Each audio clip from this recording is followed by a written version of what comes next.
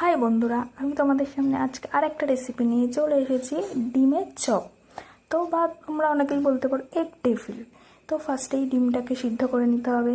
একটু ডিমটা ভালো করে জলে দিয়ে তার মধ্যে আলুটা আমি ছুলে নিয়েছি। আলুটা ছুলে দিয়ে তো একটু নুন দিয়ে সিদ্ধ করে নিয়েছি। আমি আগে থেকে দেখে নিলাম যে ছুরি দিয়ে যে একটু আলুটা সিদ্ধ হয়েছে কিনা। তো না, তারপরে ওটাকে ঢেকে রেখে দিয়েছি। তো তারপরে কি কি মশলা লাগবে দেখে নাও। পেঁয়াজ কুচি, এই আদা কুচি, রসুন কুচি, লঙ্কা, শুকনো লঙ্কা এবং টমেটো কুচি নিয়েছি। আর এরপরে হচ্ছে মশলা বাটতে হবে। কি কি মশলা বাটতে হবে? কাঁচা লঙ্কা, শুকনো লঙ্কা, আদা কুচি, রসুন কুচি, এগুলোকে ভালো করে মশলাটা বেটে নিয়েছি। তো বেটে নেওয়ার পরে তার মধ্যে একটু জিরে গুঁড়ো ওপর থেকে দিয়ে দিয়েছি। তো দিয়ে দেওয়ার পরে এরপরে হচ্ছে ডিমটা কেটে নেব। তো ডিমটা ছাড়িয়ে নিয়েছি, সেটা তোমাদেরকে আমি আর দেখাতে পারিনি। তো এবার ডিমটা ছাড়ানোর পরে দেখো ভালো করে সমান করে দুটুকরো করে কেটে নিয়েছি, যাতে কারোর মধ্যে যাতে কোনো ঝগড়া ঝামেলা অশান্তি কিচ্ছু যাতে না হয়, তোমাদের সাথেও যেন আমাদের ঝগড়া যাতে না হয়।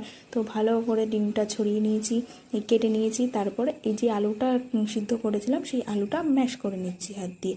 তো ম্যাশ করে নেওয়ার পরে তো তারপরে কড়াইতে ফ্রাইং প্যান বসিয়ে দিয়েছি গ্যাসে। ফ্রাইং প্যান বসিয়ে দেওয়ার পরে একটু সাদা তেল দিয়ে দিয়েছি। সাদা তেল দেওয়ার পরে পেঁয়াজটা দিয়ে দিয়েছি। তো পেঁয়াজটা ভালো করে কুচি করে নিয়েছি, কুচি করে তো দিয়েছি।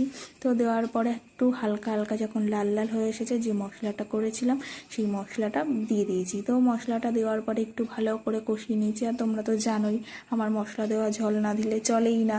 তো তার মধ্যে একটু হলুদ গুঁড়ো, একটু নুন দিয়ে ভালো করে মশলাটা আবার কষাচ্ছি। আর সরি, যে টমেটো কুচিটা ছিল সেই টমেটো কুচিটা তখন দিয়েছি। তো ভালো করে কষাচ্ছি। একদম দেখো মশলা থেকে যখন তেলটা ছেড়ে আসছে, তো এর মধ্যে শুকনো যে আলুটা, যে ম্যাশ করা যে আলুটা ছিল সেই আলুটা দিয়ে দিয়েছি।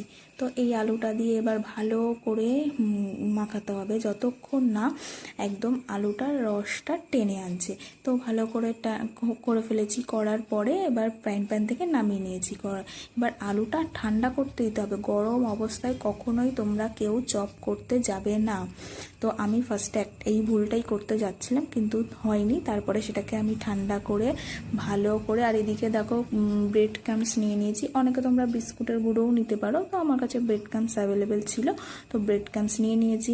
তো তারপরে আলুর চপটাকে ভালো করে দেখো আলু দিয়ে ডিমটাকে ভালো করে মাঝখানে বসিয়ে ভালো করে শেপ দিচ্ছি, যাতে একটা সুন্দর ডিমের এগ টেবিলের মতন একদম শেপ আসে।